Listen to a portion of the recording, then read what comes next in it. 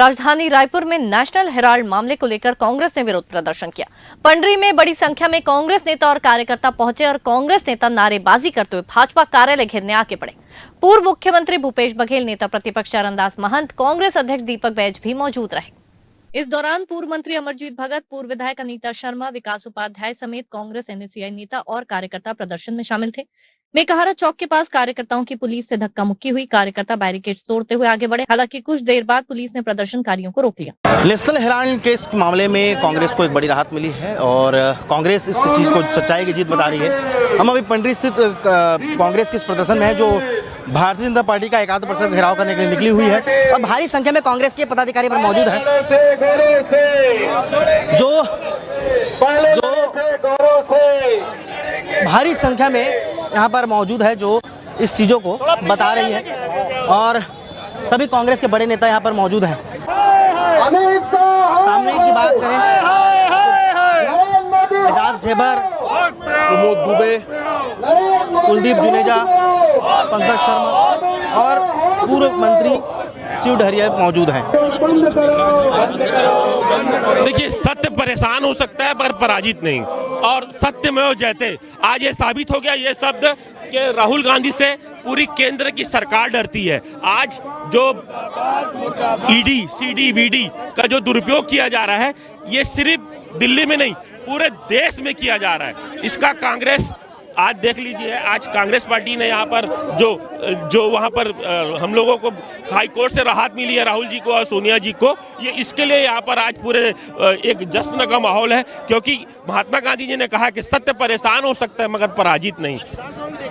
नहीं, ये आपको ही नहीं, पूरे देश में नहीं, पूरे देश में ये खबर जा रही है। पूरे देश में इस तरीके की रैलियां निकाली जा रही है और आप देख लीजिए कि राहुल गांधी जी से पूरी भारतीय जनता पार्टी, पूरी केंद्र सरकार डरती है, इसलिए ईडी, सीडी, वीडी का दुरुपयोग कर रहे हैं। क्योंकि अगर देखा जाए तो बहुत सारी बातें हुई थी, कांग्रेस पर दबाव भी दम बनाया गया था, लेकिन आखिर में आप लोगों ने ये प्रदर्शन करके खरीद दिया है। देखिए, जिस तरीके से कल कोर्ट ने निर्णय लिया कि एक प्राइवेट कंप्लेन में आपने ईडी ने इतनी बड़ी कार्रवाई चालू की, कोई एफआईआर नहीं हुई थी, तो ये नियम के विरुद्ध है।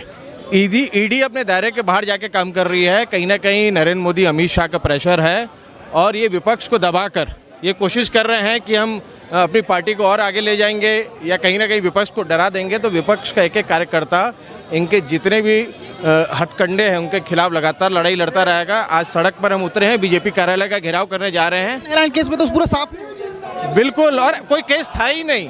ये जबरदस्ती बदनाम करने के लिए, विपक्ष को कमजोर करने के लिए सोचे मेरे इस दबाव से वो दब जाएंगे, पर न राहुल गांधी कभी किसी से डरता है, न राहुल गांधी के कार्यकर्ता किसी से डरते हैं। प्रदर्शन के दौरान कांग्रेस कार्यकर्ताओं ने पीएम मोदी और गृह मंत्री अमित शाह के पोस्टर पर काले पोते।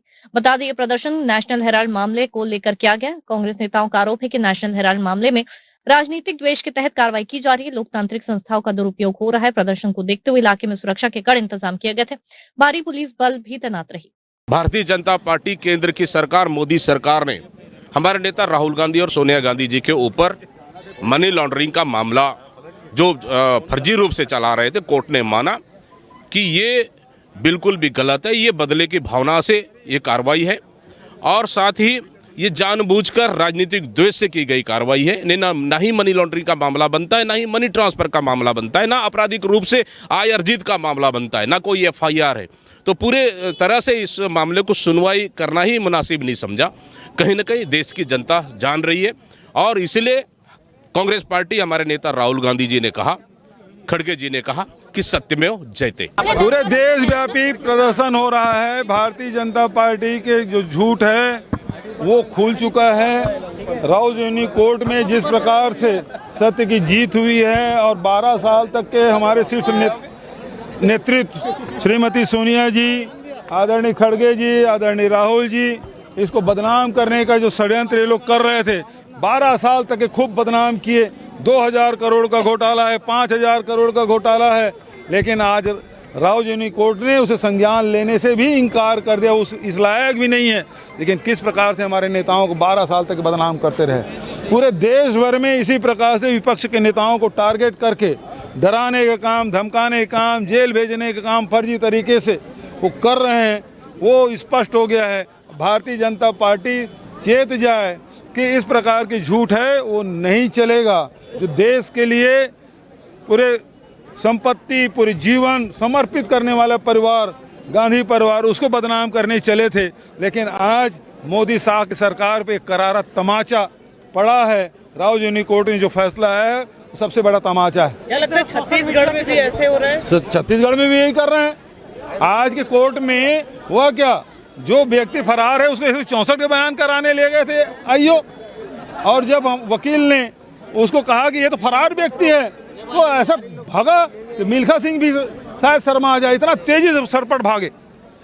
न केवल वहाँ उसका जो आरोपी है, जो फरार व्यक्ति वो भागा, आईओ भी भागा, तो एजेंसी भी भागने लगी अब तो। कांग्रेस के नेताओं को डराने धमकाने का काम किया जा रहा है, लेकिन नेशनल हेराल्ड मामले में एक बड़ा अपडेट आया था जिसमें कांग्रेस पार्टी ने एक बड़ा आंदोलन और बड़ा प्रदर्शन राजधानी रायपुर में किया है, जो कि घेराव था एकात्म परिसर का, और काफ़ी संख्या में यहाँ पर कार्यकर्ता मौजूद थे और एक बड़ा आंदोलन देखने को मिला है और लगभग पुलिस बल भी यहाँ पर मौजूद थी। तो अपने स्तर पर कांग्रेस पार्टी ने अपने बातों को क्लियर किया है कि जो चीज़ें 12 साल पूर्व चल रही थी वो बिल्कुल गलत थी, और अब वर्तमान में दीपक बैज जी ने कहा है कि किसी प्रकार से कांग्रेस पार्टी के नेताओं को बीजेपी की सरकार या केंद्र में बैठी सरकार डराने धमकाने का प्रयास ना करे। कैमरा पर्सन मिथिलेश साहू के साथ ग्रैंड न्यूज़ रायपुर।